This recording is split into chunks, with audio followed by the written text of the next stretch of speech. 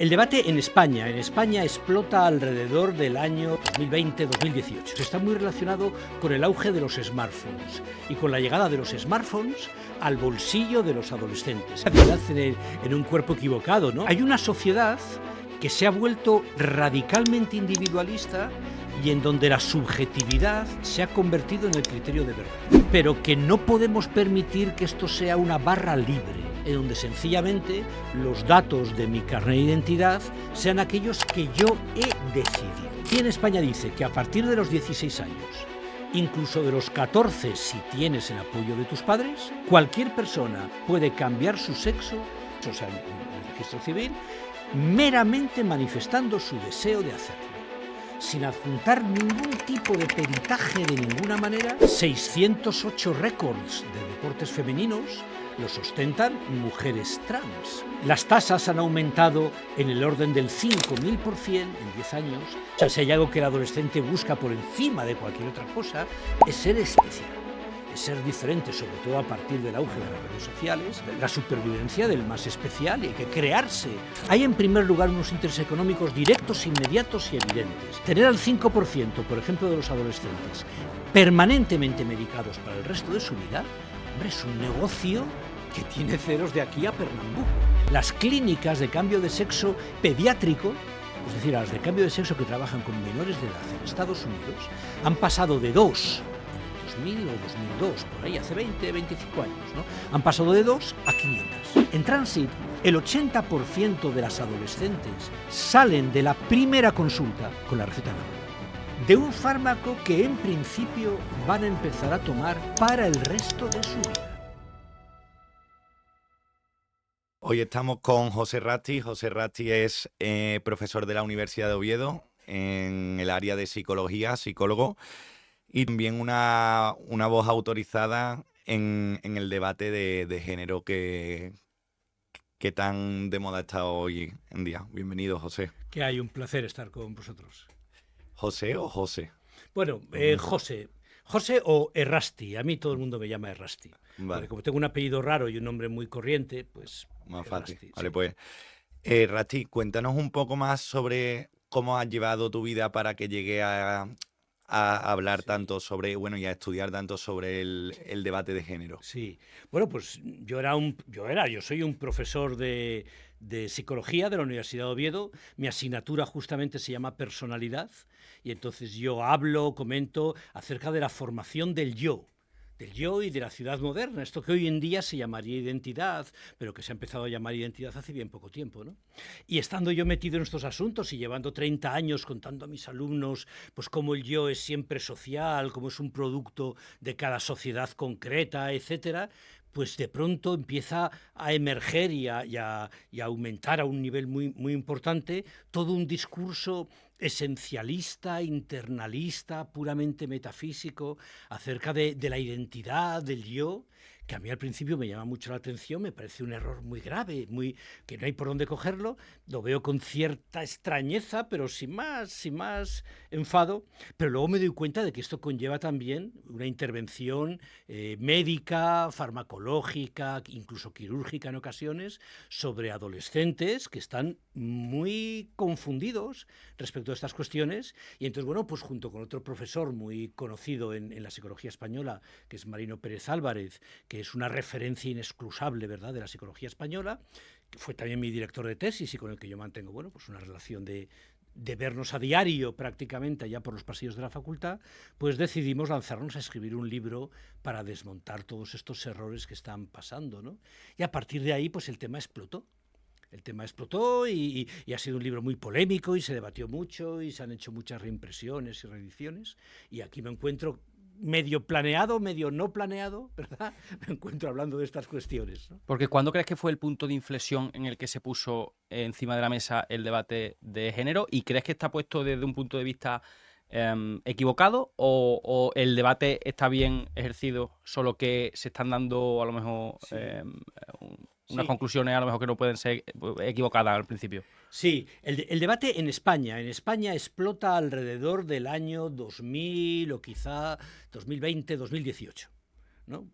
2020-2018, a lo mejor en Estados Unidos venía ya de hace una década anterior, etcétera, pero es aquí cuando verdaderamente explota, y también en otros países europeos. Está muy relacionado con el auge de los smartphones y con la llegada de los smartphones al bolsillo de los adolescentes, que ocurre alrededor del 2014, por ejemplo, 2014, 2015, puede ser, por ejemplo, en España, ¿no?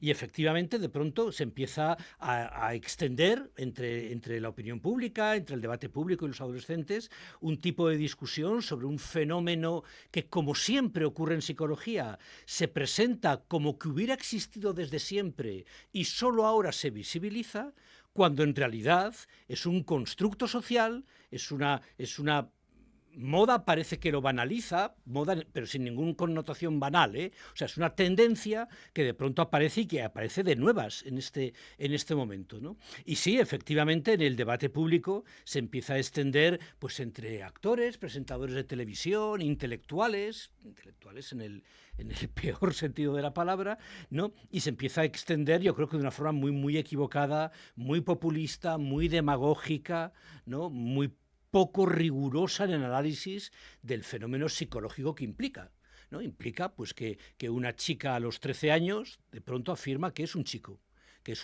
y que ella se ve a sí misma como un chico, que quiere convertirse en chico, o que considera incluso que ha habido un error y que ya ha nacido en el cuerpo que no le corresponde, ¿no? Y ante errores de esta naturaleza, pues decidimos intervenir, ¿no?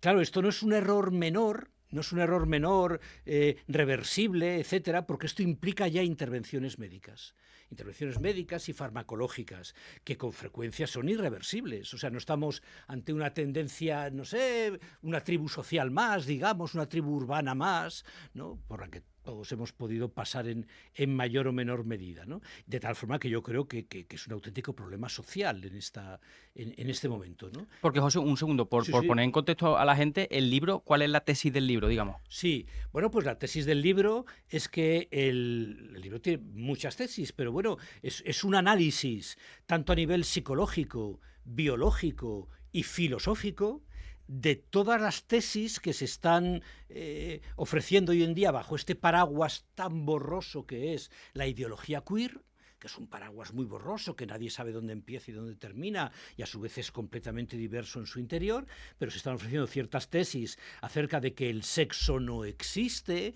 o si existe es una mera decisión personal, que cada persona tiene que tomar, etcétera, ¿verdad? Que el sexo se puede cambiar, que se puede nacer en un cuerpo equivocado, que el sexo no es binario, sino que hay una gran cantidad de posibilidades intermedias entre los varones y las mujeres, etcétera, que son tesis, bueno, que son abiertamente equivocadas, se esgrimen siempre en defensa de una minoría de personas que históricamente, y esto es cierto, lo han pasado muy mal por los siglos de los siglos, o sea, desde hace muchísimo tiempo, justamente porque su estereotipo sexual no se corresponde con su sexo, ¿no? Entonces, la forma de vestir que tienen o la forma que tienen de vivir, ¿verdad?, su estereotipo sexual no se correspondería con el sexo que tienen. Y es cierto que estas personas históricamente pues han sido objeto de marginación, de maltrato, de vidas casi marginales, de bullying permanente y de humillación. Pero para ayudar a estas personas o para reclamar, faltaría más, los derechos elementales y el trato completamente normalizado que estas personas merecen, no hace falta decir que la Tierra es plana. Esta es la cuestión, ¿no? Es decir, una defensa de la justicia social hacia estas personas no excusa un análisis riguroso, ¿verdad?, de los asuntos que nos ocupan, y no excusa decir barbaridades al respecto, ¿no? Y entonces nuestro libro pretende, por un lado, mantener el mayor de los respetos, faltaría más, hacia las personas que se encuentran en estas situaciones conflictivas, en donde su estereotipo sexual no se corresponde con su sexo, adolescentes en donde se están encarnando en ellos problemas sociales muy complicados y que lo están pasando verdaderamente mal, etcétera. Pero defendiendo los derechos de estas personas, entendemos que esto no excusa, sino que al revés, que exige un análisis riguroso en aspectos filosóficos, psicológicos, biológicos, etcétera, de qué es el sexo, qué es el género, este tipo de cosas, ¿no? Y sí que has mencionado, entonces, ¿existe un germen y una fuente en el que sí que una persona puede estar en el cuerpo equivocado?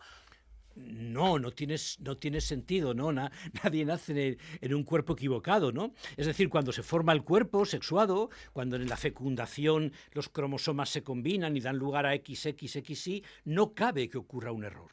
No cabe que ocurra un error respecto, no sé, de una persona que existiera previamente a la fecundación, o no cabe que ocurra una descoordinación entre los genitales y el cerebro, o cosas por el estilo. No existen cerebros masculinos y cerebros femeninos, de tal forma que yo no puedo tener unos genitales masculinos con un cerebro femenino, o cosas por el estilo, ¿no?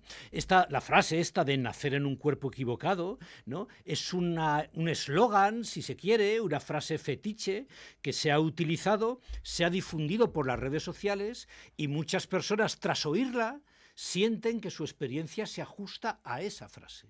Es decir, no es que ellos ya lo sientan y esa frase les permite expresarlo, sino que tienen malestares muy diversos respecto del sexo adulto, de la salida de la infancia y llegada a la adolescencia y con la aparición del sexo adulto. Tienen malestares muy diversos con su cuerpo, que les desagrada, que no les gusta, que es la cosa más normal del mundo en la adolescencia, ¿verdad?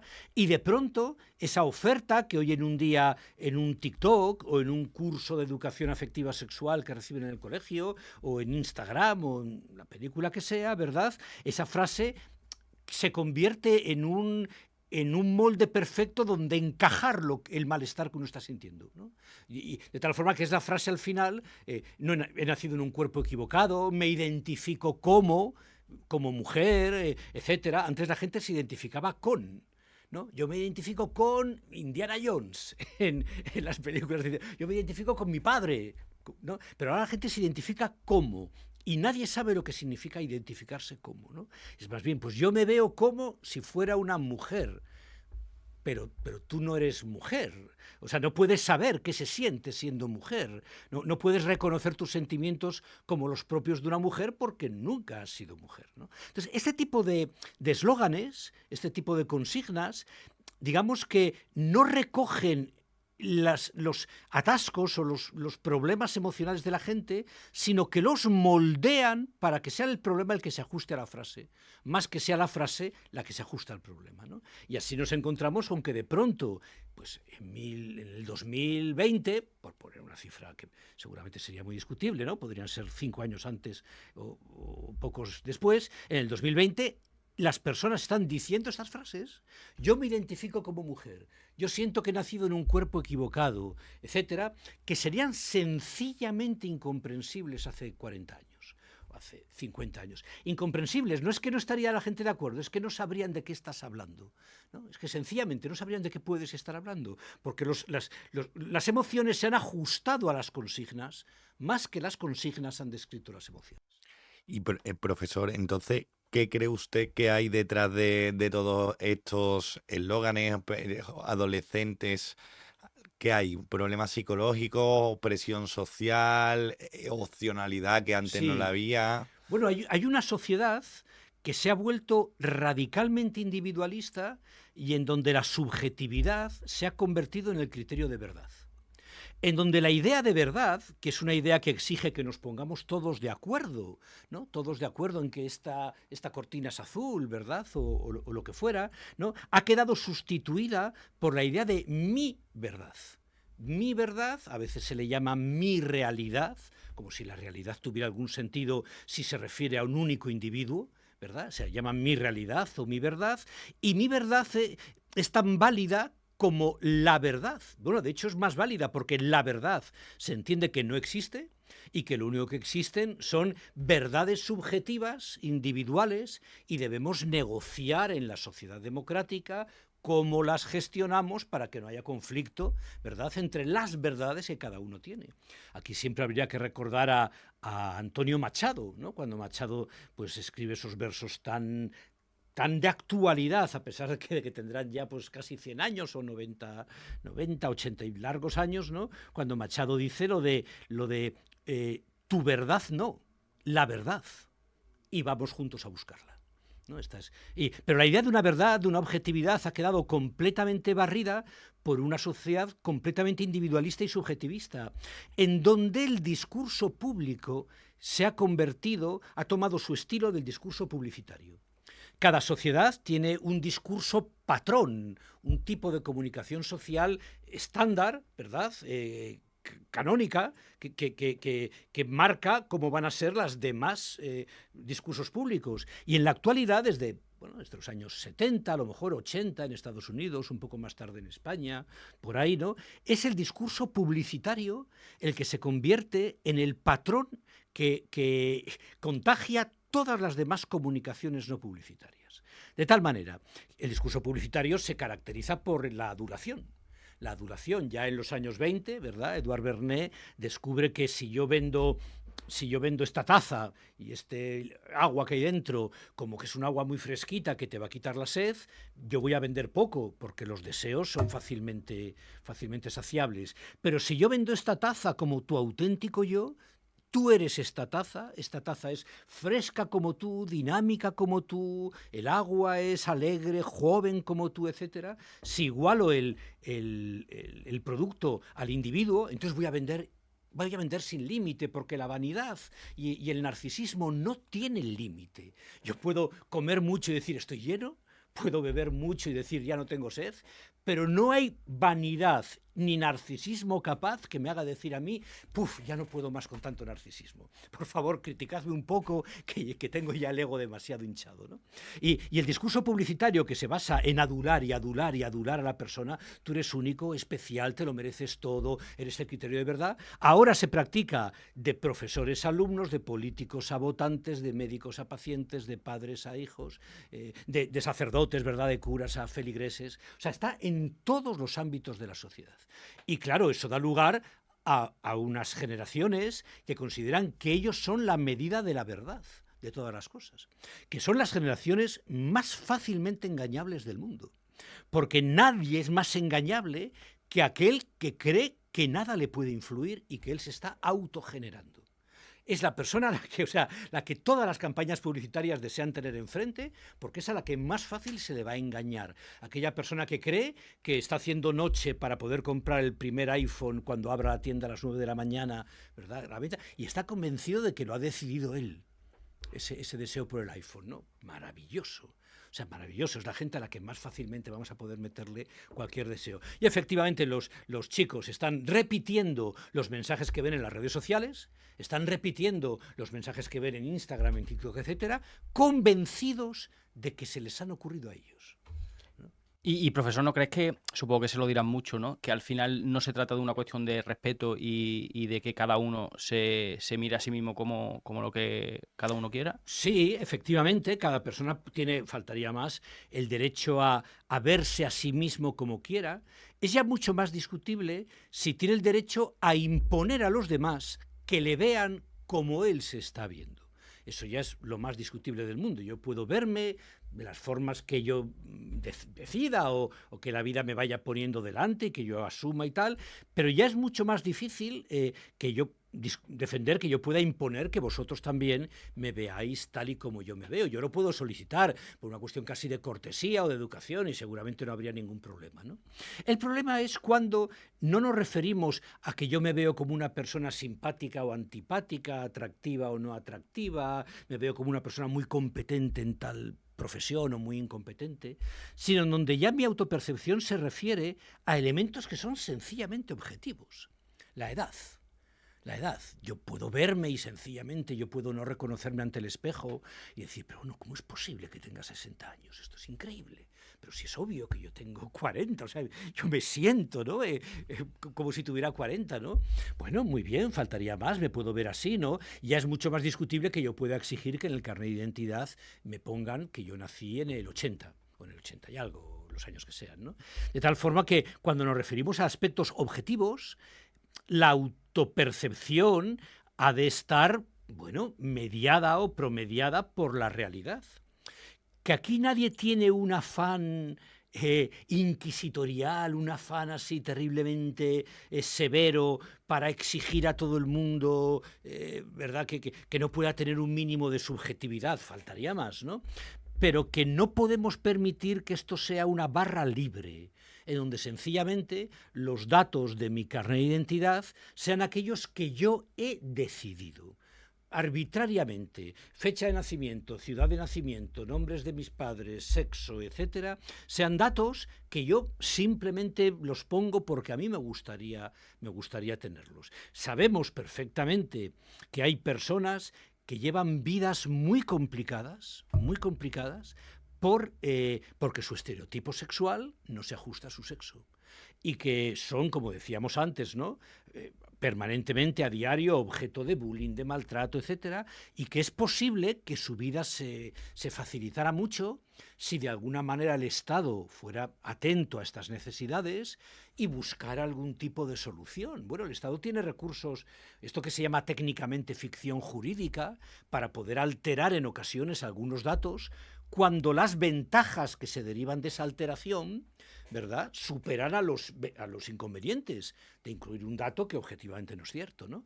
Y las leyes previas a la ley del 2023, ¿no?, permitían efectivamente que estas personas que padecen estas incongruencias de estereotipo sexual o de género, pues pudieran efectivamente figurar en los documentos públicos, pues como con el sexo con el que de hecho son vistos por los demás y demás, ¿no? Y no había ningún problema al respecto. Pero claro, de ahí a convertir el sexo en un mero acto de voluntad, que baste con que tú te acerques a la ventanilla correspondiente de la institución correspondiente y digas: hola, buenas, venía a cambiar mi sexo, ¿no? Ah, muy bien. ¿Usted cuál tiene? ¿Varón y qué quiere? Mujer. Muy bien. Porque ¿no? ¿cómo está ahora mismo actualmente la ley Sí, en España? La ley en España dice que a partir de los 16 años, incluso de los 14 si tienes el apoyo de tus padres, cualquier persona puede cambiar su sexo, el registro de su sexo, o sea, en el registro civil, meramente manifestando su deseo de hacerlo, sin adjuntar ningún tipo de peritaje de ninguna manera, ningún tipo de evaluación, ningún tipo de tercera opinión. O sea, el sexo es la manifestación de una voluntad que el individuo se autodetermina. Entonces yo me acerco a la ventanilla y manifiesto: buenas, me llamo José Rasti y deseo cambiar de sexo. 3 meses después tendré que ratificarlo. Al cabo de 3 meses, como máximo 3 meses, tendré que ratificarlo y decir: sí, efectivamente me ratifico en mi deseo de cambiar de sexo, y se acabó. Y entonces ya efectivamente me darán el nuevo carnet de identidad en donde yo figuraré como mujer, etcétera. Debo guardar un tiempo, no sé exactamente cuánto, para volver a cambiarlo otra vez, si es que al cabo de unos años me arrepiento, lo que sea. Sé que hay un margen, o sea, que no puedo volver al día siguiente, ¿verdad? Y volver a cambiar al día siguiente, pero hay un margen que no es muy grande, unos meses. No me gustaría equivocarme en este dato, ¿eh? No lo sé de memoria, un año quizás, me suena algo así, en el que yo podría de nuevo cambiarme otra vez de sexo. La ley no recoge todavía, pero en otros países europeos sí se recoge, y sí se pide que la ley española recoja que incluso podamos declararnos de otro sexo, una tercera posibilidad, X, la que fuera, ¿verdad? En donde, pues para personas que son unos días de un sexo y otros días de otro, o en donde sienten que están intermedios entre un sexo y otro y no tienen ninguno de los dos, ¿no?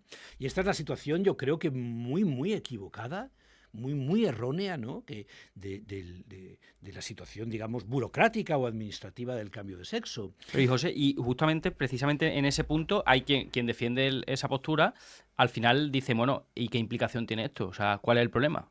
Sí, pues ahí está, es que los problemas son 1000. Claro, efectivamente, porque si esto fuera un mero cambiarse de nombre, por ejemplo, que no tiene mayor relevancia. Si tú quieres cambiar tu nombre, en principio lo puedes hacer y demás. Pero es que las personas puedan cambiar el registro de su sexo y varones pasen a ser oficialmente mujeres o mujeres pasen a ser oficialmente varones, tiene 1000 implicaciones problemáticas en el deporte, en las prisiones, para la educación, para la sanidad, en donde sencillamente, bueno, yo leía el otro día que a nivel mundial, en la actualidad, 608 récords de deportes femeninos, 628, por ahí, ¿verdad? 608 récords de deportes femeninos los ostentan mujeres trans, o sea, mujeres con pene, varones que eran deportistas muy mediocres en sus categorías masculinas y que, sin embargo, una vez que pasan a las categorías femeninas, como no, pues claro, tienen una ventaja física indiscutible, etcétera, ¿no? Y consiguen pues muchísimos récords.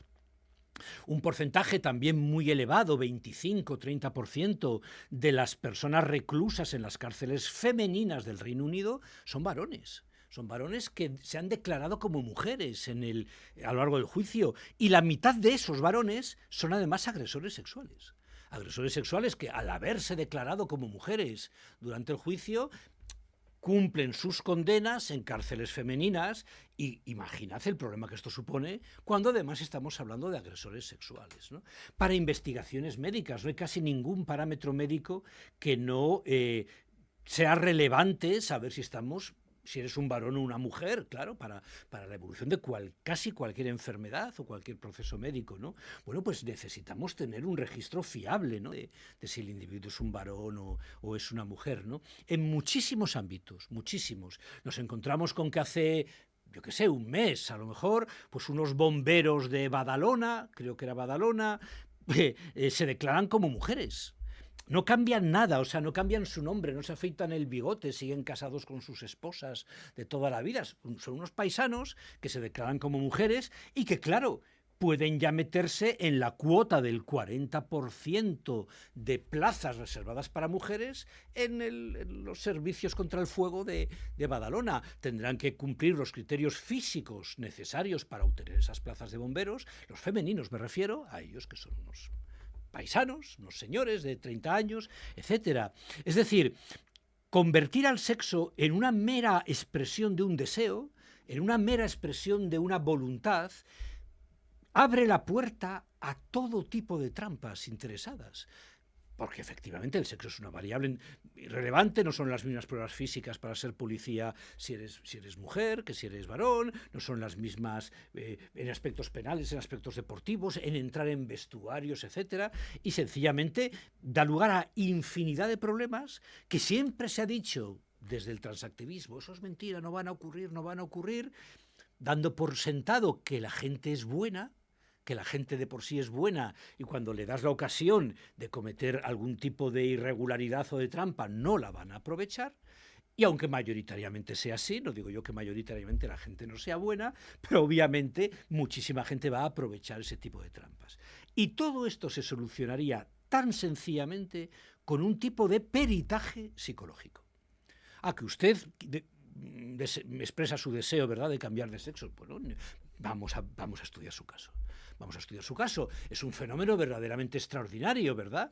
Fenómenos extraordinarios requieren pruebas extraordinarias, decía Carl Sagan. Y entonces, bueno, si usted nos hace esta petición, pues sin ningún problema vamos a estudiar su caso y vamos a ver si efectivamente pertenece a este grupo de personas en donde verdaderamente cambiar el sexo podría estar justificado por los problemas que se están derivando de no cambiarlo, o si por el contrario es usted un jeta, ¿no?, que lo que quiere es, bueno, aprovecharse de ciertas grietas que tiene la legalidad, ¿no? ¿Y cuál es el objetivo de todo esto? Y además, a mí lo que siempre me ha sorprendido de todo esto es que son los políticos que más se definen feministas los que generan este tipo de problemas. Sí. Y además que no retroceden, es decir, coño, tan fácil sería como decir, vale, pues esto tiene una serie de problemas, vamos a sacar la ley otra vez solucionando esos problemas que usted ha contado, sí. Pero no, al revés. Claro, porque esto se ha convertido en un arma política y se ha convertido en una postura que tiene réditos políticos, con lo cual ahora ya no hay ningún político, ni de izquierdas ni de derechas, no hay ningún político que aborde este tema de una forma fría, razonable, sensata, que se informe, etcétera, sino que todos lo abordan mirando de reojo a los 1000 votos que van a ganar si defienden tal postura, o que van a perder si no defienden tal postura, o cosas por el estilo. ¿Pero hay alguien en España, bueno, en el mundo, que defienda lo que acabamos de hablar? Sí, muchísima gente, faltaría más. Pero si los defienden los políticos es porque les conviene defenderlos. Ahora, fuera de la política, filósofos, psicólogos, médicos, etcétera, cada vez más, porque obviamente la realidad se está imponiendo, cada vez más entienden el gravísimo error que ha sido por motivos de buenismo, por motivos de yo quiero, faltaría más ayudar a todas las personas que sufren, por parecido de familia del tema trans con el tema LGB, con el tema de lesbianas, gays y bisexuales, ¿no? Pues parecido de familia, pues parece que si te opones al tema trans, te opones también a la agenda, digamos, homosexual, a la normalización de la homosexualidad, a la falta de toda discriminación, ¿verdad?, para la homosexualidad, ¿no? Cuando en verdad son dos temas absolutísimamente diferentes, pero el propio acrónomo LGTBIQ+, en donde la T de trans está metida entre la G y la B, ¿verdad?, ya da a entender que es que son el mismo tema. Este es un asunto muy, muy planeado, ¿eh? El transactivismo planeó perfectamente meter la T dentro de la G de gays, ¿verdad?, y de la B de bisexuales, para que, como si fuera un único estímulo pavloviano así unificado, si te opones a uno, te opones a todos. Y para nada es verdad. Vamos, yo no tengo el menor problema. Yo creo que está muy superado en la sociedad española la normalización absoluta de las orientaciones sexuales, de que las personas pueden amar a las personas que quieran y pueden mantener sexo con las personas que quieran. Faltaría más, sin ningún problema. Pero eso no tiene nada que ver con el hecho de que objetivamente yo sea un varón y no sea una mujer, ¿no? Y facilitar la normalización de la agenda gay o lesbiana, etcétera, no va de la mano de facilitar los errores conceptuales del movimiento transactivista y de los problemas que están creando a los jóvenes, ¿no? Los jóvenes que han tenido la mala suerte de meterse en este rollo, las chicas de 13 años tímidas, con problemas de relaciones sociales, que empiezan a intuir la vida adulta que se les espera, que han visto pornografía y no quieren eso de ninguna de las maneras, que han tenido ya alguna experiencia chunga, mala, ¿no?, con algún compañero, etcétera, que empiezan a rumiar la idea de que podrían dimitir de su carácter femenino, podrían dimitir de su adolescencia y convertirse en chicos, y por tanto librarse de la terrible presión que hoy en día existe sobre la adolescencia femenina, presión estética, presión física, presión de relaciones sociales, etcétera, y podrían convertirse en chicos sin nada de esas presiones. Estas chicas que verdaderamente lo están pasando fatal, verdaderamente fatal, han tenido una desgracia añadida, que es que además se han convertido en armas políticas. Tú fíjate qué desgracia. Para unas personas que están sufriendo mucho, que merecerían el mayor trato posible, el mejor trato posible, la mejor psicología, la mejor medicina si fuera el caso, la mejor comprensión de lo que les ocurre, pero nadie le interesa ya esa mejor comprensión o mejor psicología, porque lo que interesa es manipularlas y arrojarlas, unos partidos políticos contra otros, ¿no?, unos grupos políticos contra otros, arrojarlas para ganar votos, ¿no? Con lo cual, o sea, la situación está siendo verdaderamente descabellada, ¿no? Porque, José, yo que veo las cosas desde fuera, yo sí que veo que hay gente, pues voy a hablar de adulto ahora, que sufre de esto y que ha sufrido una discriminación que ha sido absoluta. Y sí que veo cierta identidad, porque, entre otras cosas, y personas de la misma forma sienten exactamente lo mismo en distintas partes del mundo sin ningún tipo de conexión. Entiendo que hay algo de identidad entre ellos, personas que se sienten, pues, de otro género. Lo que sí que es verdad que una cosa que apunta muy bien es el tema de los niños, ¿no? Porque es verdad que un niño, pues, no tiene una decisión completamente formada, ¿no? Entonces sí que creo que, además te centras mucho en eso, en que los problemas vienen de ahí, ¿no? De que hay niñas que se pueden, bueno, niñas y niños, digo, que se pueden llegar a arrepentir y que pueden llegar a no pensar de la misma forma, que eso sí me parece, porque luego al final lo que haga la gente con su libertad de adulto y tal, pues creo que al final depende mucho de ello. Pero sí que es verdad que un niño, pues, puede sufrir al final en su adultez bueno, al final pensar distinto, ¿sabes? Y puede ser no revertible. Sí. ¿Eso está sucediendo hoy en día? Sí, yo creo que sin duda está sucediendo hoy en día. A ver, es cierto y es conocido desde hace 100 años o más, ¿no?, la existencia de un fenómeno verdaderamente escaso, auténticamente excepcional.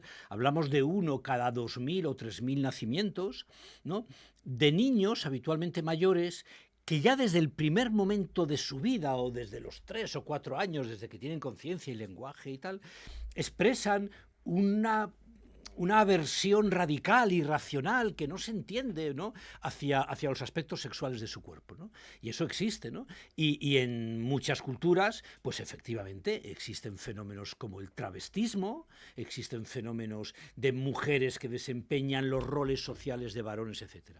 Tampoco podemos caer en un error muy habitual de ser eurocentrismos o occidentalcentrismo y aplicar nuestros esquemas de entender las cosas a fenómenos que se dan en la India, a fenómenos que se dan en México, donde determinados grupos muy particulares puede haber casos de personas de un sexo que desempeñan las funciones del otro o la estética del otro y demás, y que sin duda, ¿no?, esto es Silvia Carrasco, lo ha estudiado aquí en España, lo ha estudiado perfectamente bien, sin duda se puede explicar por las circunstancias concretas de cada sociedad concreta, ¿no? Lo que está ocurriendo aquí en Occidente en estas últimas décadas, estos últimos 15 años, no es ese fenómeno. Las tasas han aumentado en el orden del 5.000% en 10 años, del 7.000%, en algún caso del 10.000%. O sea, se han multiplicado por 50, por 70 o por 100. Si un endocrino, un médico de medicina general o un pediatra veía a lo mejor un caso al mes, ¿verdad?, de este tipo de fenómenos, en la actualidad pues está viendo un caso al día.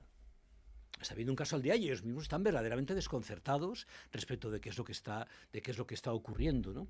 Y lo que está ocurriendo con la disforia de género en España, en Europa, en los países occidentales, no tiene nada que ver ni con lo que fue la transexualidad clásica y el travestismo clásico, o lo que son los musha, o sea, grupos antropológicos que hay en México, que hay en la India, etcétera, en Albania, etcétera, no tiene nada que ver porque cada uno tiene su explicación diferente, ¿no? En la actualidad se está produciendo un contagio, influencia, vamos a decir influencia mejor que contagio, porque contagio sugiere enfermedad, y esto no es para nada una enfermedad. Se está produciendo, digo, una influencia social desde las redes sociales, desde los centros escolares, desde los medios de comunicación, desde sus grupos de iguales, de las chicas, sus grupos de iguales, ¿verdad?, para encontrar en este tema algo que ser en la adolescencia. Algo que te convierte en especial, en diferente, en único, en inclasificable. Y todos sabemos que si hay una pulsión en la adolescencia, o sea, si hay algo que el adolescente busca por encima de cualquier otra cosa, es ser especial. Es ser diferente, sobre todo a partir del auge de las redes sociales, en donde, vamos, o sea, la supervivencia del más especial, y hay que crearse una identidad hacia los demás que no puede ser vulgar, ¿no? De tal forma que esta oferta de estos nuevos fenómenos se ofrecen como un canal muy exitoso para canalizar los problemas normales de la adolescencia. La adolescencia ha sido eternamente una etapa conflictiva, convulsa, llena de ansiedad, llena de depresión en ocasiones, que bueno, se va resolviendo a medida que el adolescente va creciendo. Inseguridades terribles acerca de tu sexualidad, malestares con tu cuerpo, complejos terroríficos acerca de tu cuerpo y demás, ¿no? Y unas competencias sociales muy importantes. Y hoy en día todos esos problemas, todos en las redes sociales se canalizan a través del discurso queer. Tú tecleas en las redes sociales, me siento fatal con mi cuerpo, ¿no? Que dime tú, o sea, ¿qué adolescente no lo firmaría? O sea, casi lo raro sería no firmarlo. Y lo primero que te va a salir en las redes sociales es, ¿has pensado en la posibilidad de que seas trans y no lo sepas? ¿Has pensado que en verdad seas un chico y creas que eres una chica o viceversa, ¿no?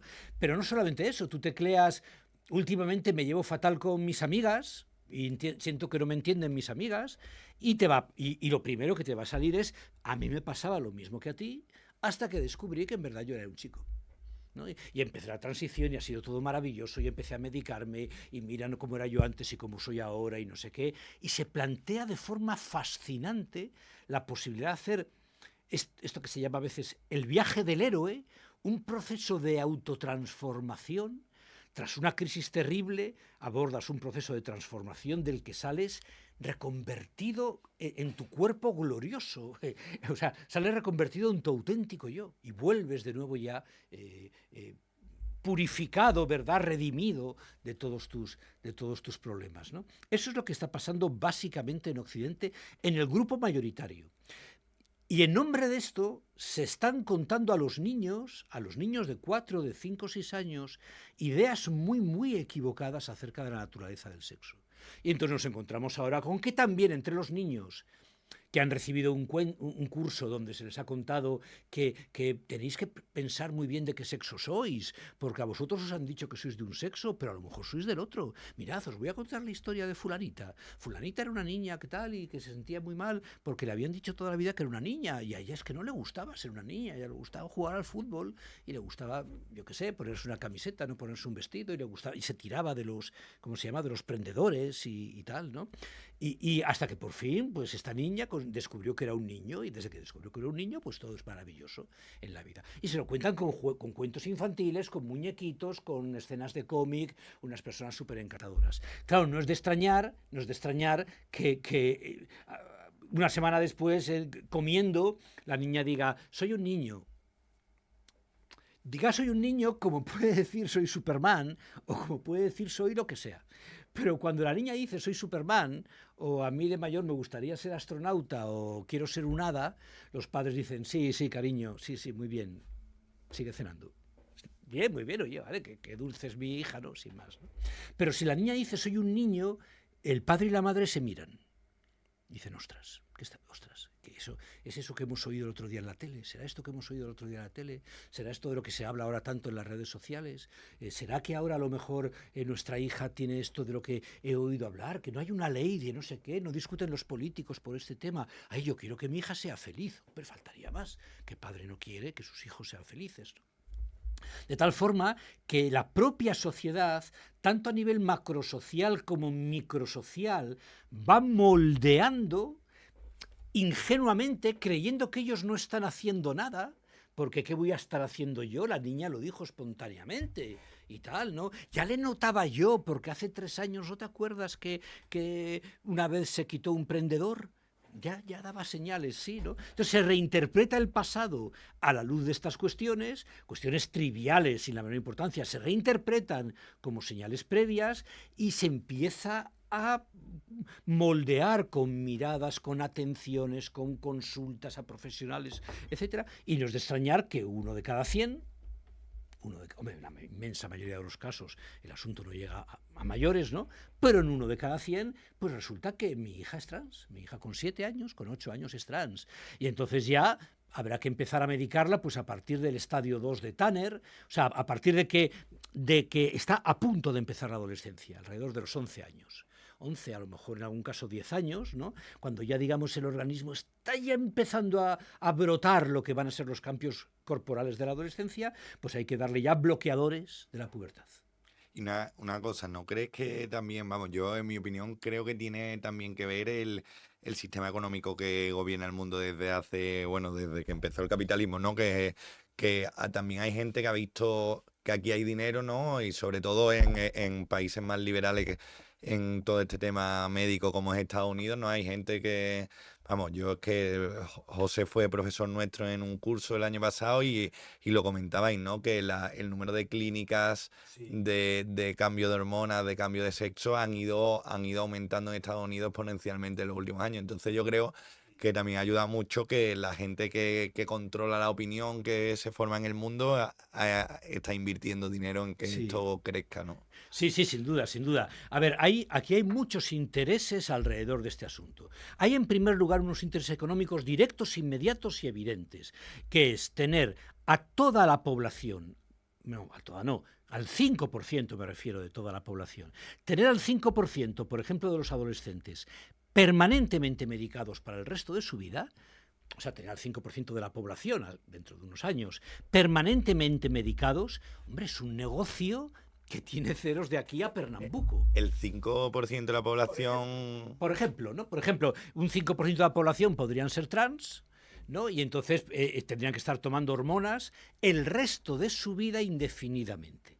¿no? Y vamos a decir el 5, vamos a decir el 3% de la población. Sí, dinero a expuerta. Hombre, eso es el mayor negocio que jamás han podido imaginar las farmacéuticas. Las clínicas de cambio de sexo, y me refiero únicamente a las de cambio de sexo pediátrico, es decir, a las de cambio de sexo que trabajan con menores de edad en Estados Unidos, han pasado de 2 en el 2000 o 2002, por ahí, hace 20, 25 años, ¿no? Han pasado de 2 a 500 en la actualidad, de 2 a 500.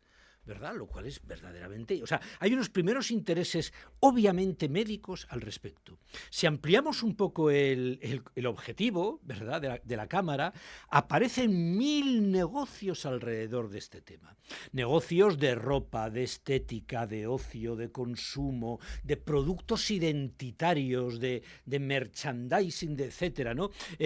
Todos los medios de comunicación encuentran en esta temática forma de ganar espectadores, ¿no? Todos los medios de comunicación se vuelcan sobre estos temas, los presentan como para darse altura moral, los presentan como señal de lo humanitarios que son y de lo progresistas que son, y entonces se mueren por entrevistar a un niño de 6 años que ha descubierto que es una niña, a sus padres, etcétera. Hay, digamos, un segundo círculo de intereses económicos, ya no directamente referidos a los fármacos, pero a todo un mercado que hay alrededor de la identidad de género, que bueno, que no dejan de ser también intereses muy, muy potentes.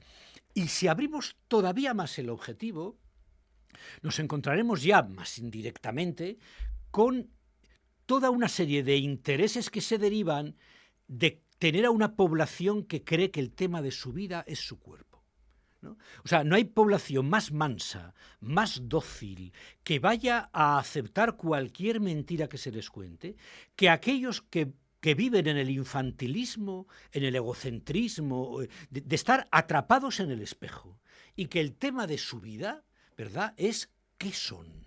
Pero qué son en el sentido, yo que seré fluido, no binario, pansexual, mujer, varón, etcétera, ¿no?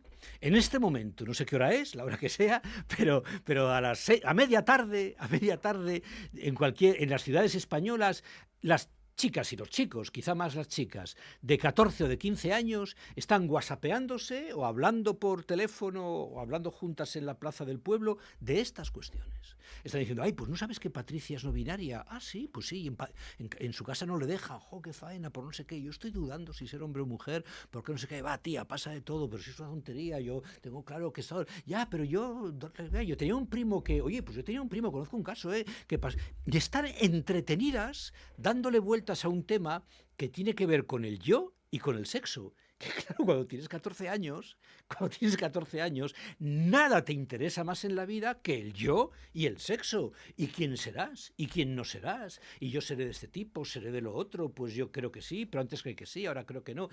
Y están ingenuamente y distraídas y divertidas hablando sencillamente de estas cuestiones.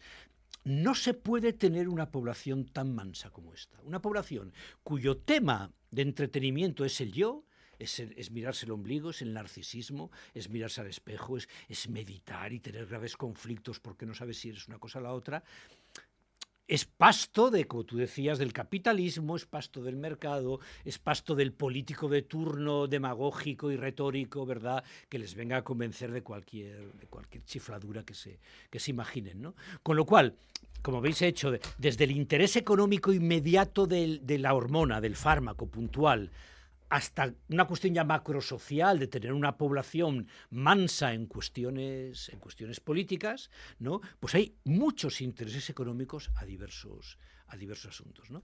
Lo que es fascinante, y a mí me resulta increíble, es que, a pesar de que todas las grandes corporaciones económicas, financieras, bancarias, mediáticas, plataformas, cadenas de televisión, redes sociales, comerciales del tipo que sea, tiendas de ropa, grandes almacenes o lo que sea, obviamente compiten entre ellas por cuál es más pro-trans, y cuando llegan los días internacionales o las fechas que conmemoran la visibilidad trans o lo que sea, compiten entre ellas por ver quién pone más en los escaparates banderas trans, cambian su logotipo para poner los colores trans, etcétera. O sea, cuando no cabe ninguna duda del absoluto apoyo que el gran capital está dando a estas cuestiones, sin embargo, siguen revestidas de una aureola de progresismo y de izquierdismo.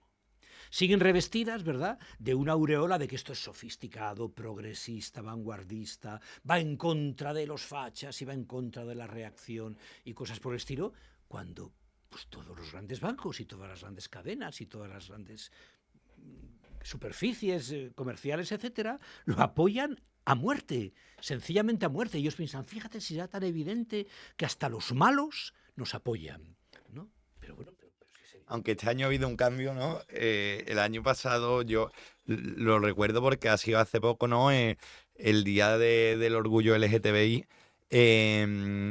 Aunque estoy de acuerdo con usted en que son temas diferentes, el año pasado todas las grandes empresas pusieron en las redes sociales su logo con la bandera detrás. Este año ninguna, ¿sabes? Sí. De verdad que ha habido, en este último año, no sé si han pasado otras cosas más que son claramente Sí. más importantes, como son las guerras y demás cambios en los poderes globales, ¿no?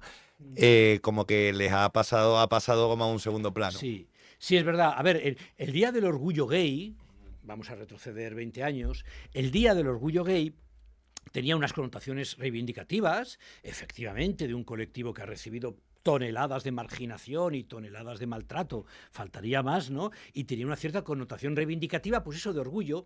Claro, el orgullo está ya cercano a la fiesta. Y me parece muy bien, o sea, el orgullo, la reivindicación, la alegría, ¿verdad? En la expresión orgullosa y alegre y tal de tu orientación sexual, ¿no?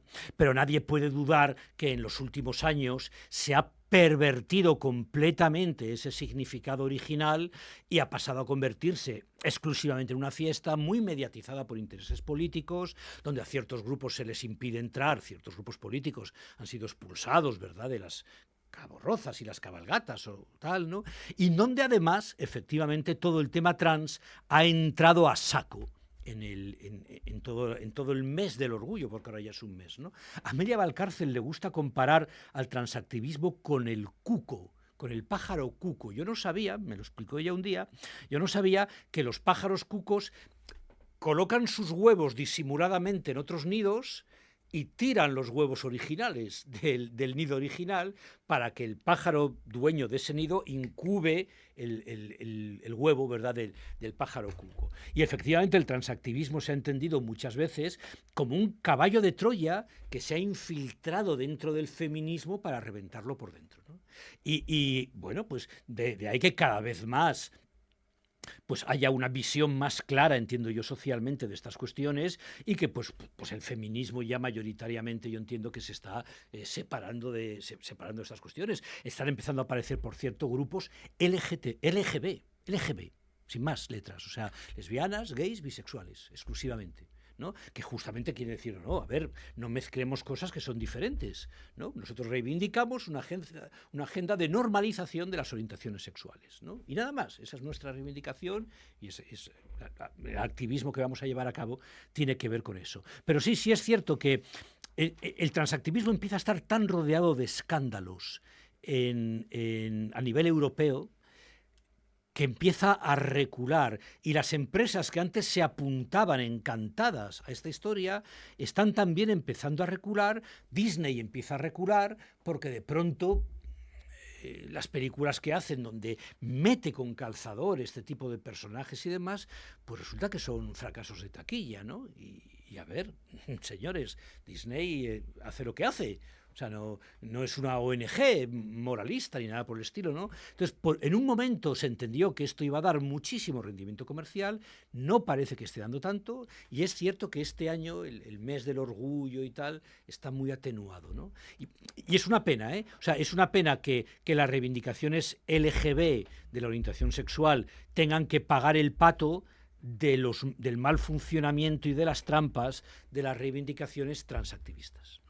Porque venías contando y veníamos en el coche hablando que Europa ha revertido un poco no solo la empresa, sino que Europa en una forma política, ¿no? Sí. Está revirtiendo países, hablábamos de países que estaban en la vanguardia de esto, no hemos llegado a decir cuál, pero entiendo yo que Alemania, por ejemplo, Sí. Italia, a lo mejor Francia, Sí, ¿no? sí, te voy a decir ahora cuáles son, efectivamente. Mira, a finales del siglo XX se empezó a aplicar un protocolo de intervención farmacológica y quirúrgica sobre este tipo de personas que mostraban esa incongruencia de su estereotipo sexual con el sexo. Tras mucho estudio, mucha evaluación psicológica, mucho seguimiento, viendo asegurándose, ¿verdad?, cerciorándose de que sea un problema estable en el tiempo, entonces ya se aceptaba que llegado un momento se puede medicar a la persona, hormonarle, ¿verdad?, para que, no sé, te puedan hacer algo de barba si eres una mujer, o etcétera, o se te pueda llegar a operar. Ese protocolo holandés, que se llamó protocolo holandés, que nace allí efectivamente con la doctora Cohen-Kettenis allí en Holanda, se empieza a extender por otros países europeos, y cuando explota esta nueva forma de disforia, que no tiene nada que ver con la forma anterior, comienza a aplicárseles también el mismo protocolo. Pero esta vez ya sin ningún seguimiento, sin ninguna evaluación psicológica previa, sin ninguna constatación de que es un problema que lleva ya años estable, años presente y que no cambia, o sea, que es un problema de verdad permanente y demás. Y eso está dando lugar, eso dio lugar a unos errores brutales, de donde de pronto chicas que no habían tenido ninguna manifestación de su transexualidad cuando eran niñas y que a los 13 años dicen que son chicos, se les aplica estos protocolos farmacoquirúrgicos que podrían tener algo de sentido, habría que verlo, porque seguramente menos del que parece, podrían tenerlo en otro tipo de casos en donde ya desde la primera infancia aparece el problema.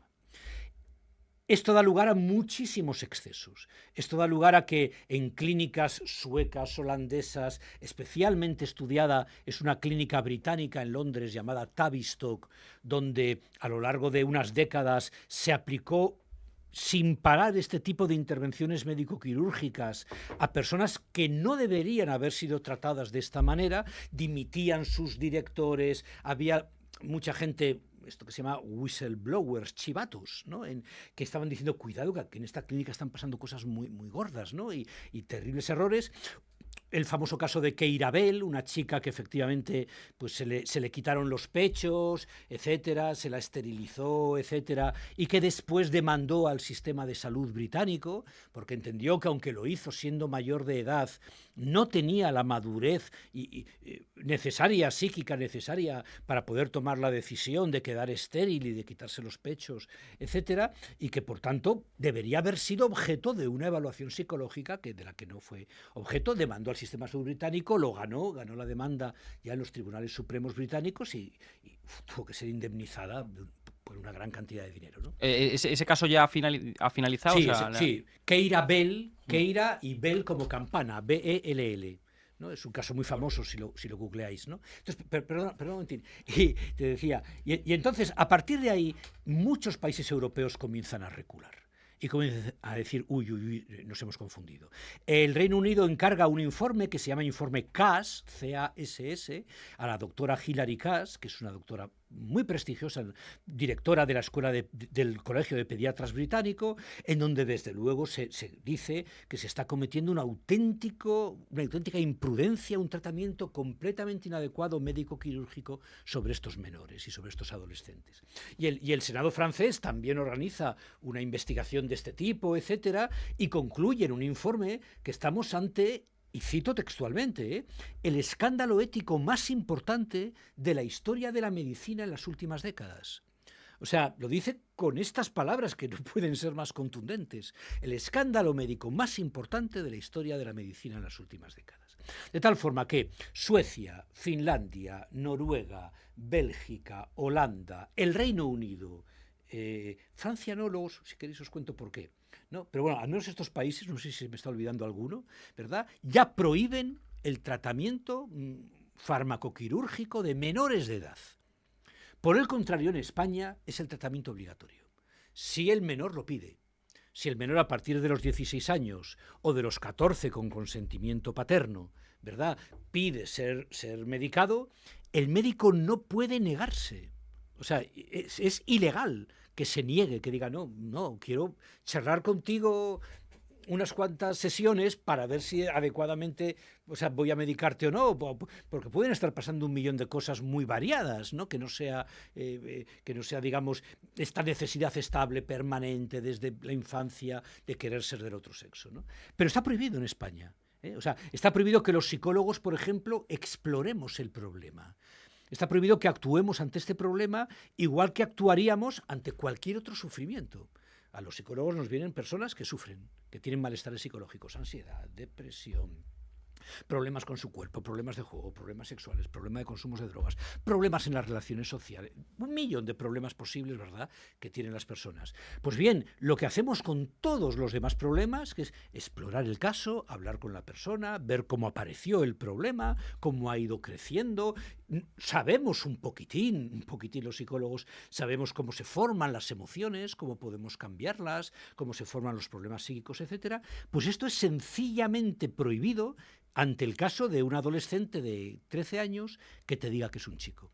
Porque se supone que en este caso, a diferencia de todos los demás, esa chica es representante de un colectivo invisibilizado al que no se le está permitiendo existir y se está intentando que muera, y cualquier psicólogo que no le dé la razón y le diga sí, faltaría más, te voy a ayudar en tu transición, formará parte de la reacción fascista que está haciendo no sé qué. El discurso político es sencillamente delirante respecto de estas cuestiones. Y no podéis imaginar hasta qué punto es delirante. La ley trans en la legislatura pasada, ¿verdad?, fue la ley estrella de Podemos. Y Podemos, claro, necesitaba que saliera esa ley trans para justificar el ministerio de Isabel Montero. Y cuando estaba a punto de aprobarse, es cierto que las feministas del PSOE presionaron y durante un par de semanas, aunque la cosa quedó en nada, parecía que a lo mejor el PSOE se podía echar atrás o podía introducir ciertas matizaciones. Bueno, parecía que peligraba algo, ¿no? E inmediatamente Podemos convocó una manifestación a favor de la aprobación de la ley. Y la manifestación tenía en la pancarta inicial que abría la manifestación, el texto era «Paremos el fascismo». Era ese texto. Y el tema de la manifestación era apruébese la ley trans y no se atienda a lo que las feministas del PSOE, a lo que los psicólogos, lo que los médicos están diciendo. Es decir, el tema se ha politizado hasta extremos simplemente ridículos.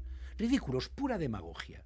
Entonces, claro, en España estamos obligados a aplicar una terapia que está prohibida en ya 6 u 8 países de la Unión Europea. Por ordenar un poco las ideas, yo soy una niña de 12 años, un niño de 12 años, y llego, o de 13, a 14 con consentimiento de los padres, dicho, ¿no? Y yo llego al médico de familia, en este caso, y llego con mis padres y digo, mira, o los padres dicen, mira, que yo soy, que mi hijo quiere ser niña. Sí. Y directamente... Y si tienes 14 años y vienes con tus padres... Y los padres dicen, sí, estamos de dice acuerdo. la médico dirá por la ley, bueno, depende también un poco de hasta qué punto esté a favor o en contra, ¿no? Pero dirá, lo normal es que diga, vale, pues vamos a hacer el tratamiento. ¿Lo consienten ustedes? Sí, lo consentimos. Pastillas. Sí, los médicos tienen las manos atadas. Las manos atadas porque todo lo que no sea el tratamiento afirmativo farmacoquirúrgico, todo lo que no sea eso, se considera terapia de conversión, se considera que es una agresión contra los derechos humanos. De tal forma que la niña o el niño llegará ya a la consulta perfectamente entrenado en las redes sociales de qué tiene que decir, de cómo debe responder a las preguntas que le va a hacer el médico o la médica, ¿verdad?, acerca de cómo se siente, y dice, y yo quiero hormonarme. Y entonces el médico no puede negarse, pues vale, pues muy bien, pues tal, y le da las hormonas, ¿no? En Transit es una unidad muy importante catalana en donde se unifica el tratamiento de todos estos problemas de identidad de género en el área del Gran Barcelona. O sea, acoge un área muy poblada, muy importante, ¿no? Y está toda ya acogida en Transit. En Transit, el 80% de las adolescentes que consultan por estos problemas salen de la primera consulta con la receta en la mano. En el 80%, y la primera consulta duró 45 minutos. En el mejor de los casos, ¿no? Le hicieron las preguntas de turno, ella contestó que sí, etcétera, ¿no? Y entonces salen ya con la receta en la mano de un fármaco que en principio van a empezar a tomar para el resto de su vida. ¿De acuerdo? Hombre, si son bloqueadores de la pubertad, unos años más tarde se sustituirán por hormonación cruzada, etcétera. Pero quiere decir que esa noche, en la cena, tomará la primera pastilla del resto de su vida tomando pastillas. ¿no? Fármacos que hoy en día sabemos perfectamente, como a nadie le puede extrañar, que no son inocuos, que pueden llegar a ser ciertamente agresivos, que requerirán estar en controles médicos el resto de su vida, pero que provocan problemas cardiovasculares, que provocan osteoporosis, que por supuesto interfieren completamente y anulan la función sexual, el placer sexual, el orgasmo, la reproducción y cosas por el estilo. Bueno, entendemos que esa no es una opción prudente. Entended que no estamos negando que en algún caso muy estudiado, de muy larga evolución, etcétera, no pueda ser la menos mala de las alternativas. O sea, en algún caso no podemos decir, pues mira, yo, habiendo intentado otras 1000 cosas, la única que se me ocurre ahora que se puede hacer ya es esta. Eso puede ser. Pero yo creo que jamás de los jamás a los 14 años. Jamás de los jamás. Yo creo, sí, que también jamás de los jamases a los 14 años, efectivamente. Y además que yo lo que pienso es que es una situación en la que pierde mucho la persona implicada y gana mucha gente. Sí. Porque gana la farmacéutica, tiene un cliente para toda la vida, un cliente, porque la farmacéutica en su mayoría ven clientes, no ven personas, pero probablemente esa persona, porque no se le ha atajado los problemas de origen que puedan tener, que tienen que hacer los psicólogos, sea un cliente o un paciente de psicólogo en el futuro, ¿no? Porque no se ha curado, bueno, o no se ha tratado, como queramos llamarle, del problema principal que tiene. Y encima, probablemente, yo lo que veo es que en el caso menos malo, que es que no se arrepienta, sino que mantenga su decisión el resto de su vida. Bueno, pues por lo menos en la gravedad es minúscula, pero no sé en qué número de casos se está viendo ya que eso deriva en otras enfermedades mentales como depresión y tal, y encima hay un arrepentimiento y la irreversibilidad que tiene ese tratamiento. Sí, yo en estos casos excepcionales, desde luego, siempre me referiría a mayores de edad, ¿no? Si un mayor de edad te pide que quiera hacer esa intervención, bueno, pues un mayor de edad ya se supone que es dueño de su vida y ya podría estar un poco más justificado si presenta un historial de seguimiento, ha sido estudiado a fondo el caso, etcétera. En algún caso minoritario podría tener sentido. Nunca con 14 años, nunca con 13 años o con 15 años, efectivamente. Sabemos que el fenómeno de la destransición, o sea, de los arrepentidos, de los que tras buscar durante muchísimos años la operación quirúrgica y someterse a ella, efectivamente, y tal, al cabo de un tiempo dicen, me equivoqué, pues es un fenómeno muy creciente, sobre el que es muy difícil investigar, porque claro, los registros médicos toman registro de cuántos se han arrepentido, ¿verdad?, en la unidad que les trató, pero cuando una persona se opera o se medica y se opera, etcétera, y se arrepiente, habitualmente no vuelve por las consultas de los médicos que le trataron. Dicen, no quiero volver a ese médico que me trató de esa manera, o sea, quitármelo de delante, voy a enfocar mi vida de otra manera, voy a buscar soluciones en otros sitios, con lo cual no figuran como destransicionadores, figuran como un sujeto que se ha perdido, cuyo seguimiento se ha perdido y ya no podemos seguir siguiéndolo, pero no figuran en los registros de destransicionadores. Hoy en día se calcula que las cifras de destransicionadores pueden ser muy altas. También es cierto que las primeras investigaciones encontraban tasas muy bajas de destransición porque utilizaban seguimientos muy cortos. Y cuando una persona lleva 4 o 5 años deseando operarse, como sea, cuando una chica lleva 4 o 5 años deseando quitarse los pechos, como sea, y se los quita, pasa inicialmente un periodo de euforia. Faltaría más, no va a reconocer al día siguiente que se ha equivocado, entonces pasa un periodo de euforia, se saca fotos, en las redes sociales hay muchas, exhibiendo las cicatrices que tiene en el pecho con el signo de la victoria, al fin soy yo misma, ¿verdad?, etcétera.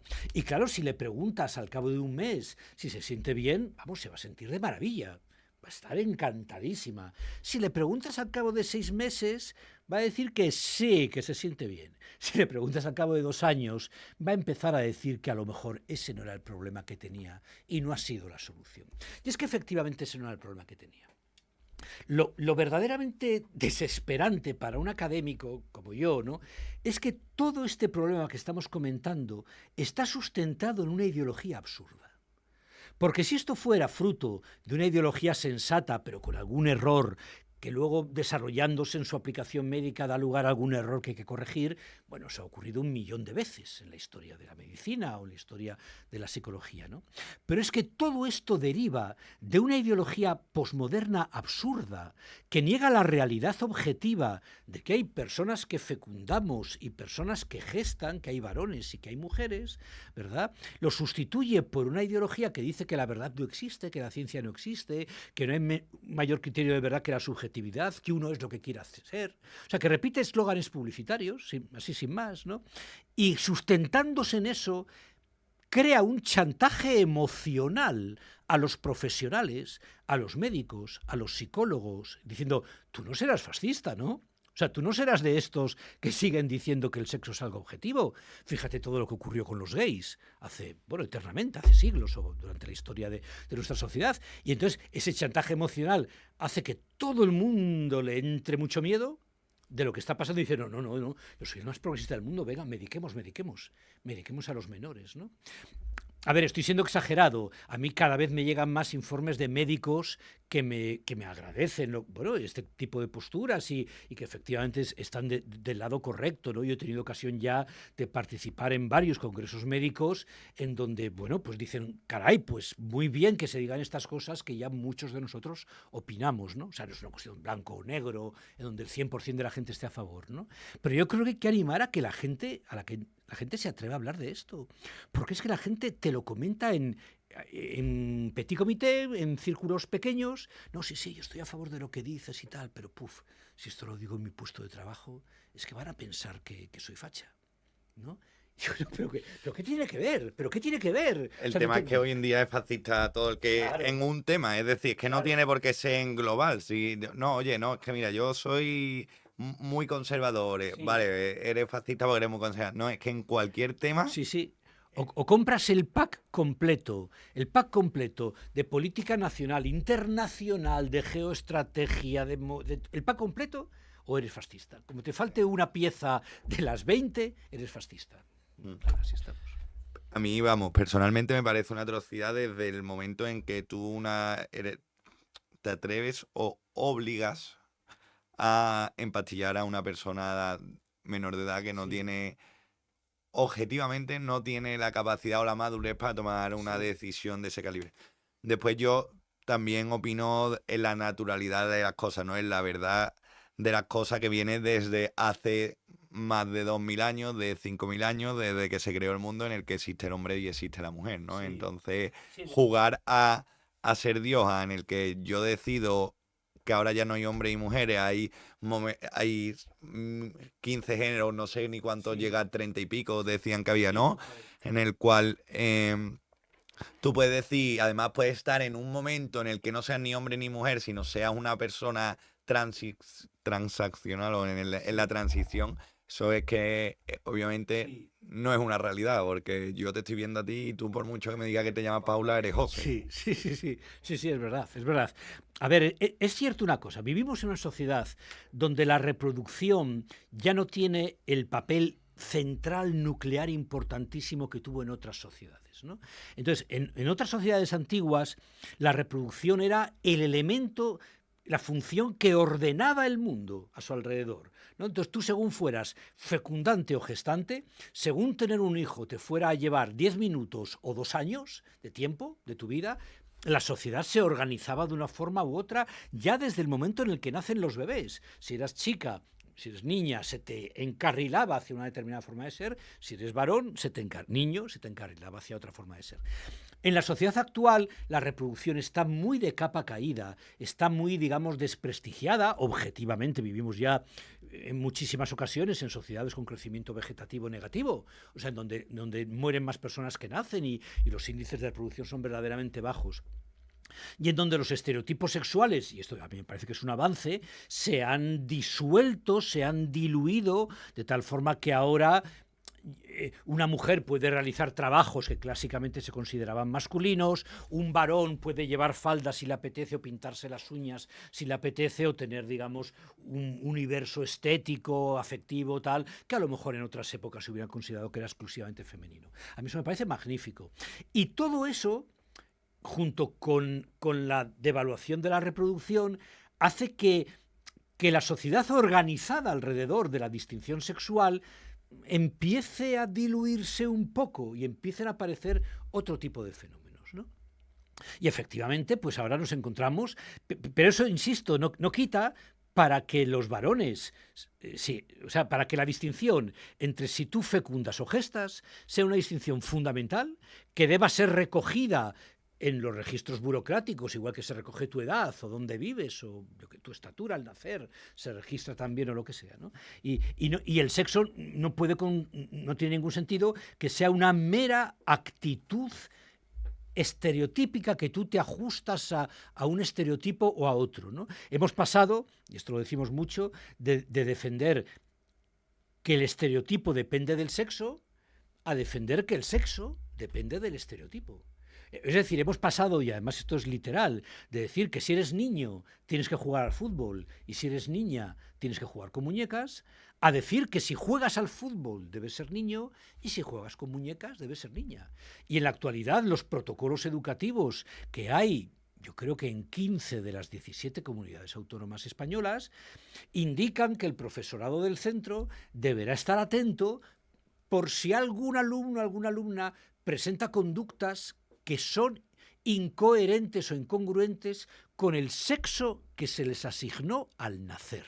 La frase sexo asignada al nacer es otra muletilla queer, no tiene ni pies ni cabeza. Claro, al nacer no se asigna el sexo, al nacer se ve o se comprueba o se observa, ¿verdad? El sexo no se asigna como te asignan la puerta de un aeropuerto en un tal, ¿no? Y entonces los profesores tienen que estar atentos para ver si efectivamente María está jugando mucho al fútbol. No vaya a ser que a lo mejor María sea un niño y no lo sabemos.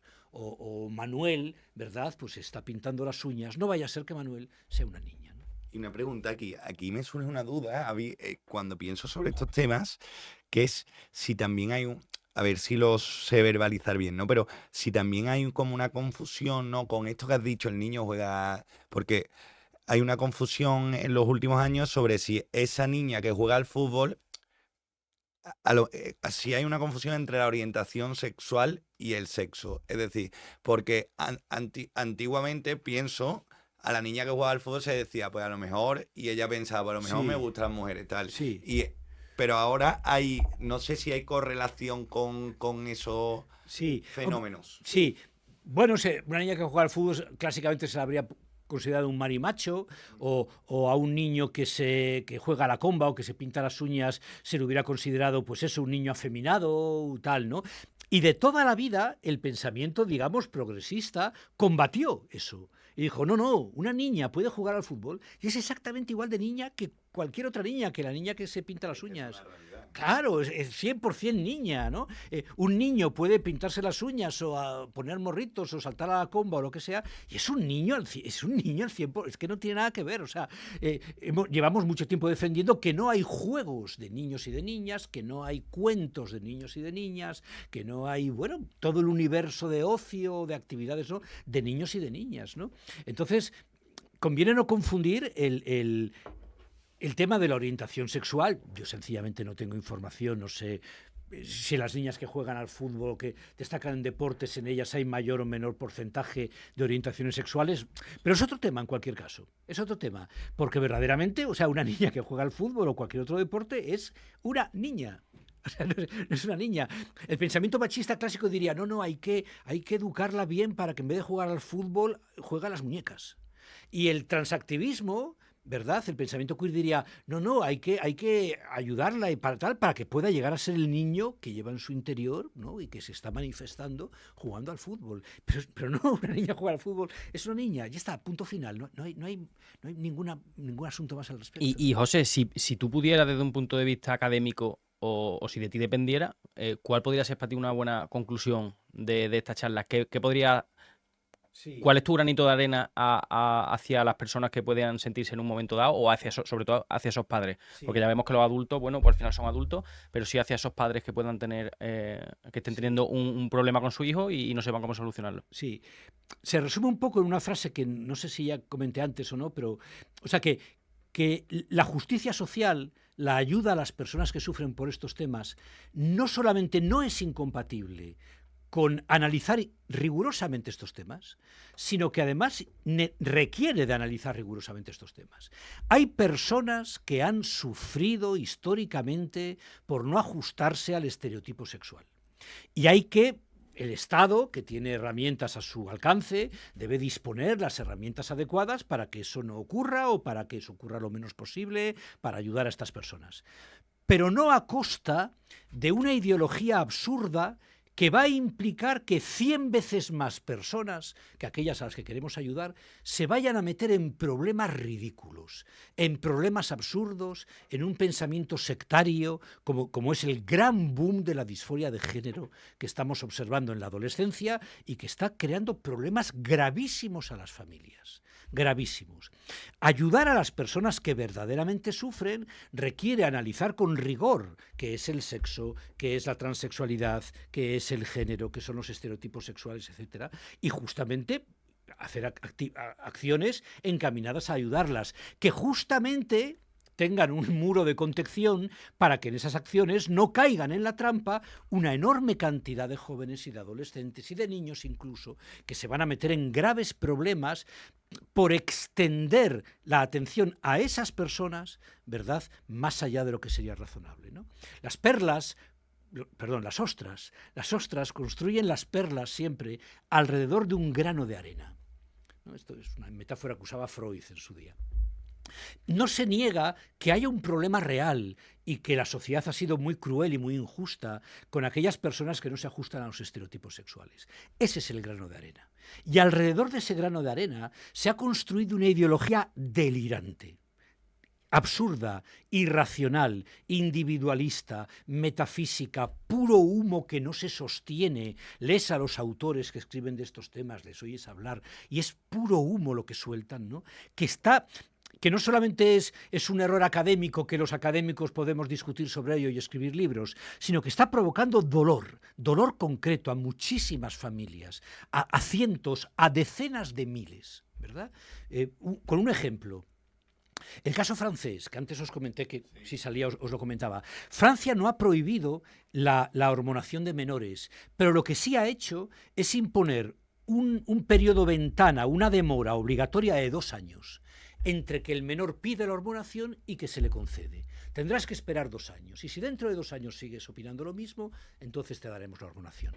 Claro, todas las investigaciones dicen que si tú esperas un tiempo cuando el adolescente expresa su malestar de género, al cabo de 2 años, el 70-80% de ellos lo han olvidado. Y el tema, en la adolescencia, el tema ha sido sustituido por otro, lo que sea, sencillamente se olvida. Con lo cual, imponer una demora de 2 años permite que el 80% de los adolescentes sencillamente se olviden del tema. Y eso es una intervención muy inteligente y muy buena. No tanto lo prohíbes, pero lo retrasas, ¿no? De esa manera, este grano de arena que está en el centro de la perla, ¿no?, está siendo el apoyo para que muchísimas familias estén teniendo problemas de forma inmediata, que una espera atenta y un tratamiento más atento, más atenido a los conocimientos que tenemos en psicología, permitiría, ¿verdad?, que se abordasen mucho mejor, ¿no? Y ese sería, digamos, el resumen. Analicemos rigurosamente estas cuestiones, critiquemos todo el humo que la posmodernidad y la teoría queer ha traído, ayudemos a las personas que verdaderamente lo necesitan y evitemos los errores colaterales de las leyes trans, en el deporte, de las cárceles, de los cuerpos de seguridad del Estado, etcétera, y de toda la adolescencia y la infancia que está siendo absorbida por este pensamiento casi sectario, ¿no? Yo creo que al final los problemas, y entendiéndose esto como un problema porque no se está abordando de la mejor manera posible, al final se resumen todas a decisiones absurdas políticas muy cortoplacistas que se deciden en una mesa como esta entre 3, 4, 5 personas y que están al final definiendo, ¿no? Y yo creo que lo más importante de aquí es, si ha llegado alguien a este punto que puede estar no de acuerdo contigo, es que mire desde un prisma fuera del ideológico todo esto, ¿no? y que lo vea como un problema, bueno, o psicológico en el caso, social, o que vea diferentes perspectivas. Que no vea esto como un problema psicológico, ideológico, como tú has dicho, o sea, simplemente el hecho de meter a los transexuales dentro de los gays, las lesbianas, o sea, el Sí. problema directamente ya es diferente. Luego será un problema que es un secreto a voces y que nadie habla y que ya lo hemos dado por hecho, y es que se dan ideas de izquierda en todo este tema LGTBI Sí. y son cosas completamente... Es verdad que viene de un origen que tiene cierto sentido, Mm. porque las derechas han sido durante la época de mis padres, han sido generalmente las que han señalado con el dedo, y eso no hay historia, no hay años que vayan a quitar eso, y es Sí. cierto, pero también es cierto que ya en nuestra generación eso ya no pasa, o sea, las personas que se sienten atraídas por el mismo sexo, al menos ya hemos hecho un gran camino para que no se sienta mal. Evidentemente sigue habiendo situaciones de marginación y no se le tiene que quitar la importancia que se merece, pero desde luego no hacerlo todo esto como un paquete ideológico Mm. barra social cuando en realidad se tiene que abordar desde otro punto de vista. Totalmente. Fíjate que cuando se aprobó la ley trans en España, se aprobó con todas las trampas, los trámite de urgencia, consejo de no sé qué, para evitar que los especialistas del tema pudieran intervenir en la elaboración de la ley, para evitar que un grupo parlamentario pudiera llamar a unos especialistas y decir, espera, vamos a tener una sesión y vamos a entrevistar a fulano, a mengano, tal y cual, que saben mucho de estas cuestiones. Se hicieron todas unas trampas para que el tipo de ley, el trámite de urgencia, etcétera, alegando una cierta urgencia social que obviamente no lo justificaba, impidiera que nadie que supiera del tema verdaderamente interviniera en la redacción de la ley, ¿no? Con lo cual la ley fue redactada por gente que no sabe de estos temas, ¿no? ¿Qué diferencia en Francia? Cuando en Francia hicieron la ley, llamaron a cerca de 50 especialistas, yo estuve entre ellos, 25 franceses y otros 25 internacionales, y ahí estuvimos en el Senado francés durante unos días haciendo informes, siendo entrevistados, hablando del tema y tal, y bueno, hicieron su ley tras haber preguntado a la gente que sabe. Y luego ya ellos son políticos y también incluirán su ideología, faltaría más, ¿no? Pero este no es un tema estrictamente ideológico, como en España se ha querido tratar, ¿no? De aquí no te han llamado, ¿no? De aquí no me han llamado, no, de aquí Ni a no. posteriori, ¿no? De aquí no me han llamado y no solamente no me han llamado, sino que algún diputado nos llamó a los que pedíamos, porque nosotros hicimos algún escrito diciendo, por favor, recíbanos una mañana. Recíbanos una mañana. Y nos llamó basura transfoba, ¿no? A esa basura transfoba no hay que darle voz, ¿no? Para estas cuestiones. José, por ir terminando, has hablado del informe CARS, de Keira Bell, has hablado de Silvia Carrasco, de tu compañero Marino. ¿Hay algún experto o alguien que hable sobre el tema que creas que debemos escuchar? Bueno, sí, sí. Sí, a ver, por ejemplo, en España tenemos dos endocrinólogas extraordinarias, la doctora Esteve y la doctora Almaraz, ¿verdad? Esteve ya está jubilada el año pasado me parece, hace muy poco tiempo, pero durante décadas estas dos se ocuparon de todas las unidades andaluzas de identidad de género y que saben muchísimo sobre este tema, si os interesa, muchísimo. La propia Silvia Carrasco, que ha realizado investigaciones muy potentes y muy bien hechas en el ámbito de Cataluña, con datos catalanes acerca del crecimiento, ¿verdad?, estadístico de los casos y tal, otra persona que también habla y además habla muy clarito, ¿no? Y no tiene pelos en la lengua para hablar de estas cuestiones, ¿no? Bueno, aquí hay médicos, pues Celso Arango, aquí en Madrid, que es otra persona que también sabe de estas cosas y ha participado en estas cosas. Hay feministas sensatas, que además han sido siempre las más valientes, porque han dado la cara y se la han partido 1000 veces, algunas han perdido sus trabajos, o han sido canceladas, o han recibido auténticas campañas, pero campañas de acoso extraordinarias, pues me vienen a la cabeza, pues a ver, las clásicas, vamos a ir por orden, pues Amelia Valcárcel o Alicia Millares, ay, es que se me va a olvidar alguna y me dolería mucho, Ana de Miguel, Lidia Falcón, importantísima, ¿no? Una auténtica referencia moral, ¿no?, sobre estas cuestiones. Pues, por ejemplo, estas cuatro, sé que me estoy olvidando de muchas, y algunas más jóvenes, pues está Paula Fraga, que es así una figura de referencia también en estas cuestiones y demás, ¿no? O sea, tanto desde el ámbito del feminismo, como de la psicología, como de la medicina, etcétera, bueno, pues hay personas en España, ¿no? Y fuera de España muchísimas, claro. Y José, para quien te quiera seguir escuchando a ti, dónde te puede encontrar? Sí, Y el título del libro, que no lo hemos sí, dicho todavía. sí, el libro se llama Nadie nace en un cuerpo equivocado. Un libro que ya va por su edición número 13, que es del año 2022. Sí, sí. Después, cuando presentábamos el libro, nos decían las familias, bueno, el libro está muy bien y lo que quieras, pero ¿qué hacemos si mañana mi hija me dice que es un chico? ¿No? Y entonces sacamos en el año 23 otro libro.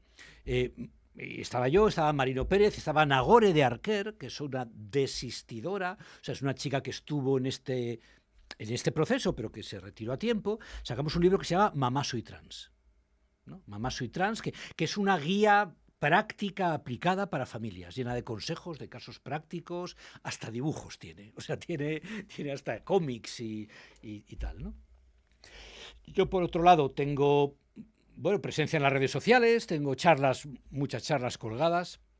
Hay un canal en YouTube que se llama Nadie nace en un cuerpo equivocado, y en ese canal, yo qué sé, habrá 40 charlas que hemos dado por ahí, ¿no? Y tal, muchas de ellas muy repetitivas, claro, muchas de ellas se repiten mucho. Yo no tengo 40 charlas diferentes, sino que se repiten mucho, ¿no? Y no sé, ¿dónde más se me puede...? Bueno, pondremos toda la referencia en la caja de Sí, comentarios, así que... muy bien.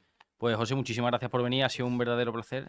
El placer ha sido para mí, que me he sentido muy cómodo aquí charlando y de un tema que me gusta y que me enciendo y enlazo una idea con otra y no sé si he dado un poco la lata, pero Además, bueno. la taza es del color del Oviedo, ¿no? Que... Ay, amigo, Ajá, fundamental, ¿eh? ajá. No sé cuándo lo veréis, pero espero que el Oviedo esté en primera, ¿eh? Cuando veáis Un placer, podcast. José. Un Muchas placer. gracias. Venga, oye, pues encantado.